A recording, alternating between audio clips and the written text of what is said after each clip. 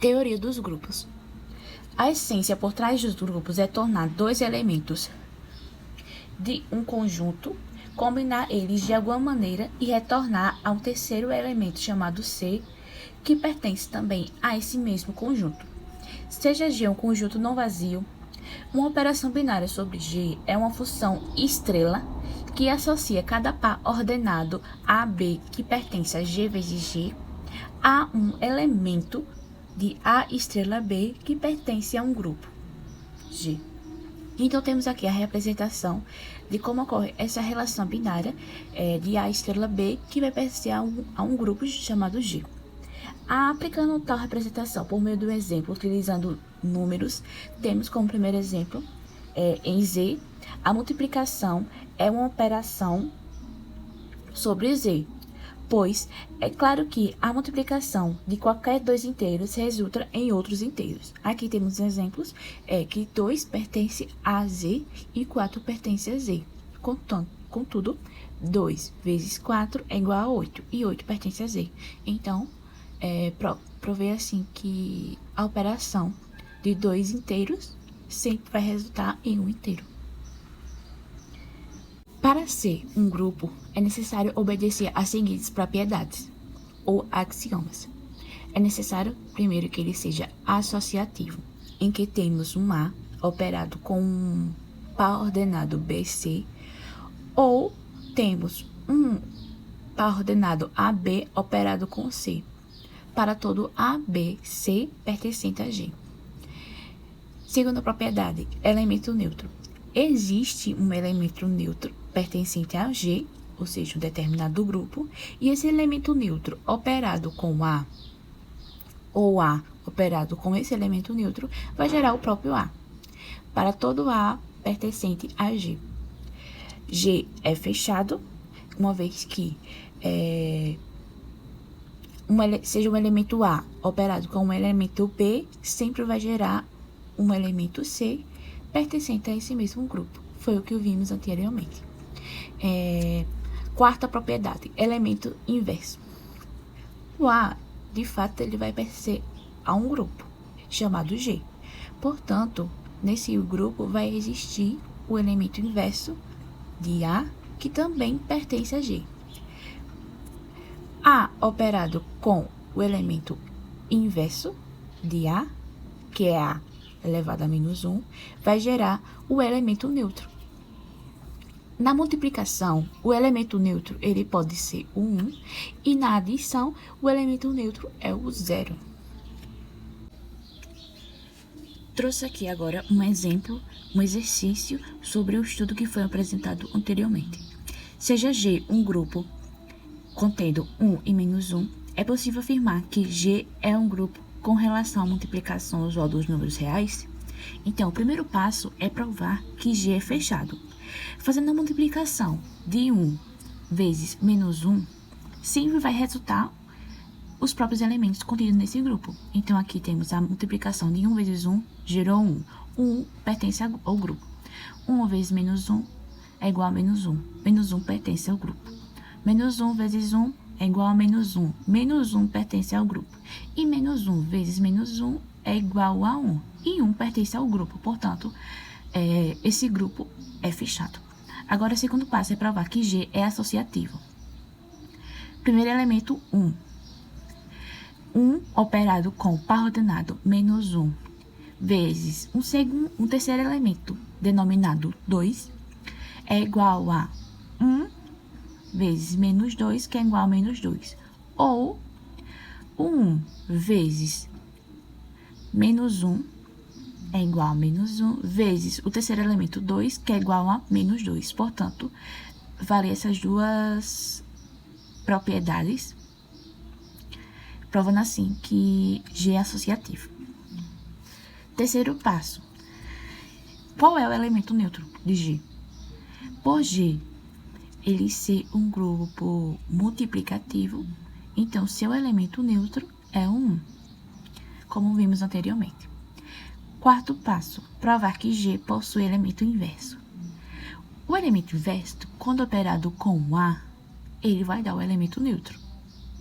E qual é o elemento neutro? O próprio 1. Então, já obtemos a resposta. E o 1, ele está contido nesse grupo. Portanto, G é um grupo, de acordo com todos os axiomas. Meu nome é Aline Santos. Eu venho aqui apresentar o trabalho sobre estruturas algébricas, da parte de grupos. Eu vou falar um pouco sobre a tabela de Cayley. Então, aqui é uma tabela em que os elementos de um conjunto são colocados na mesma ordem, na primeira coluna e na primeira linha, de forma que todas as operações possíveis entre esses elementos, que eu peguei aqui dizer 5 asterisco, elas possam ser determinadas. Então, eu construí aqui a tabela, né, do Z5 asterisco, para essa operação de multiplicação nessas classes dos restos. Então, Z5 é o conjunto formado pelas classes 1 barra, 2 barra, 3 barra, 4 barra. Por exemplo, 1 barra é o conjunto de todos os números que deixam 1 na divisão por 5, 1 barra, né, na divisão por 5. 2 barra, da mesma forma, é o conjunto de todos os números que deixam 2 na divisão por 5. Ou seja, para ficar mais claro, se eu pegar aqui o 1 barra, operar com esse 1 barra, vai dar o próprio 1 barra, porque ele tem a função de elemento neutro.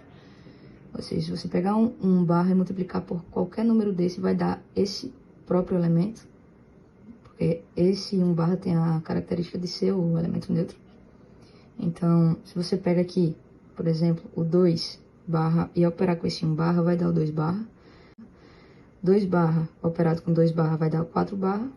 2 barra operado com 3 barra vai dar 1 barra, porque nesse conjunto aqui não tem o 6 barra. O limite dele é 5, digamos que, popularmente falando, o limite, né? O limite dele é 5. Então, o 2 barra operado com 3 barra vai resultar em 6 barra, só que não possui o 6 barra aqui. E como eu falei, vai ficar uma divisão, né, por 5. Você vai pegar o 6, vai dividir por 5 e vai restar 1. Então, é isso que você vai ter que fazer em todos esses elementos. Vai pegar o 3 e operar, por exemplo, com o 4.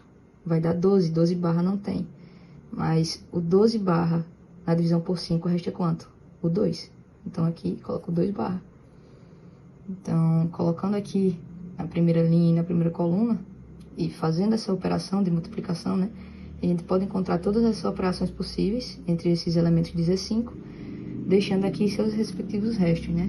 Então, encontrando todos esses resultados, a gente nota que esse conjunto ele não é vazio, óbvio, né? Possui 4 elementos.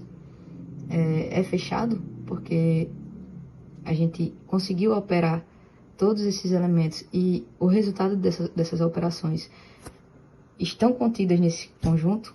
Não tem nenhum número aqui que não esteja dentro desse conjunto. Então, por isso que vale o fechamento.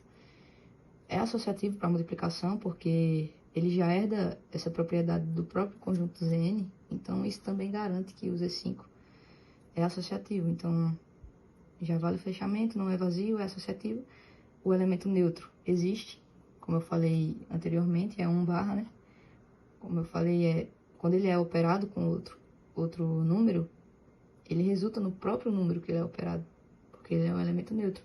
Então, além disso tudo, ainda dá para verificar se esses elementos eles possuem inverso, a partir dessa tabela.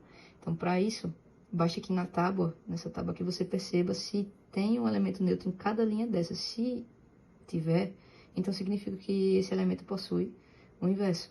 Ou seja, nessa linha aqui eu tenho, né? Então, se esse 1 aqui, operado com 1, resulta nesse próprio elemento neutro, então tem o inverso. O 1 é o próprio inverso do 1. Aqui no 2 e no 3, eu resulto no elemento neutro. Então, significa que o 2 é o inverso do 3 e o 3 do 2. Porque você pode perceber, se pegar o 2 aqui e operar com o 3, vai dar também elemento neutro. E vice-versa, pega o 3 e opera com o 2, vai dar também o elemento neutro. Então, essa tabela é muito útil. Além disso, ainda tem como você ver se esse grupo ele é abeliano, vendo aqui pela diagonal principal, por as extremidades, né, da diagonal principal, que é esse 1 aqui e esse 4 e esse 4. Quando os elementos forem simétricos, quando os elementos forem, na verdade, iguais, né, nesse caso, significa que eles é um grupo abeliano, é um grupo comutativo.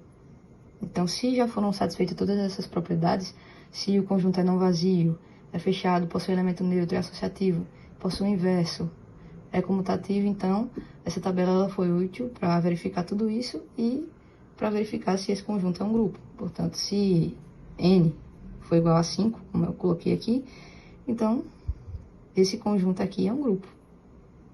Meu nome é Maria Chayara, eu fiquei com a parte de classes residuais.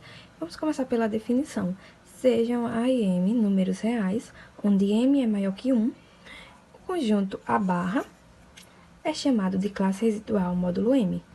Ou seja, os elementos desse conjunto são números inteiros, de tal maneira que esses inteiros sejam congruentes a A módulo M.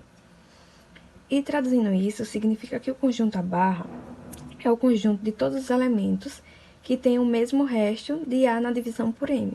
Vamos a um exemplo. Determine o conjunto cujos elementos deixam o mesmo resto que 5 na divisão por 3. Começaríamos com a divisão de 5 por 3, que dá 1 e resta 2, ou seja, o meu resto é 2. E aí eu vou ter que encontrar os outros elementos que tenham o mesmo resto na divisão por 3. E aí eu poderia somar 5 mais 3, que obteria o mesmo resto, né? 5 mais 3 é igual a 8. E 8 dividido por 3 é igual a 2. 2 vezes 3, 6. 6. 8 menos 6 dá 2, ou seja, resta 2 também. E aí eu também poderia, eu somei, mas eu poderia também subtrair. De 5 eu subtraio 3, que daria 2. 2 dividido por 3 daria 0, que restaria 2 também. E aí eu poderia continuar subtraindo. De 2 eu subtraio 3, que dá menos 1. Menos 1 dividido por 3 dá 1. Menos 1 vezes 3 dá menos 3. Para chegar a menos 1, 2. Também resta 2. E aí, poderia continuar subtraindo, que daria menos 4 dividido por 3. Menos 4 dividido por 3 daria menos 2 vezes 3, que daria menos 6, que para chegar em menos 4, 2. E aí, eu continuaria subtraindo, que daria menos 7, dividido por 3, que daria menos 3. Menos 3 vezes 3 daria menos 9. Menos 9 para chegar em 7, 2. E aí, a gente poderia determinar o nosso conjunto, começando com reticências, pois é infinito. E aí, a gente obteve menos 7, menos 4, menos 1, 2, 5 e 8. Reticências, porque seria infinito. E aí, eu também posso chamar esse conjunto de 5 barra, onde x pertence aos inteiros, tal que x tem que ser congruente a 5 módulo de 3. E aí fica determinado o nosso conjunto. Olá, eu me chamo Amanda Lino e eu vou dar uma pequena introdução sobre subgrupos e depois eu vou citar alguns exemplos. Então, definição de subgrupos. Em teoria dos grupos, um subgrupo de um grupo G é um subconjunto H de G que também seja um grupo para a mesma operação. Então, se nós tivermos a seguinte condição, sejam o grupo e a operação, um grupo e H, um subconjunto não vazio de G, então nós dizemos que H é um subgrupo de G se H é fechado para a operação de G e é um grupo. Então, na nossa notação, para essa definição, nós temos que ter H menor ou igual a G, ou seja, o subconjunto H precisa ser menor ou igual ao grupo G. Então, para ficar um pouco mais claro na nossa mente, vamos a alguns exemplos. Eu selecionei 3 exemplos aqui, bem básicos mesmo, para que fique bem claro a definição de subgrupo. Então, primeiro exemplo. Os subgrupos dos inteiros são os conjuntos de n, que pertencem aos inteiros dos múltiplos de n, para cada n pertencente a z, no caso, aos inteiros. Ou seja, quando nós temos os números n que pertencem aos inteiros, nós dizemos que os n são subgrupos dos inteiros. Segundo exemplo, os inteiros aditivos é um subgrupo de Q aditivo. Então, esse exemplo eu acredito que seja o mais prático possível. Quando nós temos os inteiros aditivos e se nós temos um subgrupo que também seja aditivo, o que no caso aqui, nesse exemplo, a gente tem o Q mais, ou seja, o que é aditivo, nós dizemos que esse é um subgrupo dos inteiros. E o terceiro exemplo é o seguinte: o conjunto, como a gente pode observar, esse conjunto é dos números complexos. E por fim, o último exemplo, né, o terceiro exemplo, a gente pode observar que nós temos o conjunto dos números complexos, esse daí. Ele é um subgrupo dos complexos multiplicativos, com a multiplicação usual de números complexos. Geralmente, os números complexos, eles são um pouco mais difíceis, né? Porque o nome por si só já fala números complexos. Então, geralmente, eles são um pouco mais difíceis de entender. Mas, quando a gente põe a definição e quando a gente vai olhar de um modo especial esses dois primeiros exemplos aqui, dá para a gente entender um pouco melhor. Na verdade, dá para a gente entender muito melhor a definição dos subgrupos e, observando alguns exemplos, dá para a gente, digamos, dá para a gente acrescentar, né, ao nosso conhecimento. Quando a gente observa os exemplos, a gente acrescenta a definição e aí a gente consegue ter uma noção melhor, né? Principalmente quando esses subgrupos, eles vêm nos números inteiros, porque geralmente os números inteiros são um pouco mais fáceis de definir. Então, é isso.